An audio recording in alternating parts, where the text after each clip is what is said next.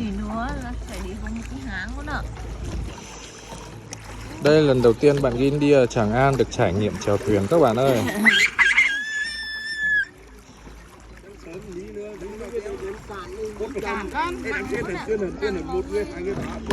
Đấy. Bạn ấy đang chèo thuyền. Có bạn nào biết chèo thuyền giống như bạn Gin không nhỉ? Trải nghiệm chèo thuyền. Chèo. Con kể thì nó không cho con kể 3 con tre đó Không. Chắc chắn, chưa? Rồi phải đền đó. Mãi nó to hơn khó. Hui, trèo đi, trèo đi. Cản nước. Trèo, không là thôi, không cho trèo đâu. Đấy. Tập trung một xuống ấy, tập trung Kể 3 rồi đó. Không, ba nữa sang bên đi cân cân. Đó quá. Đấy nè.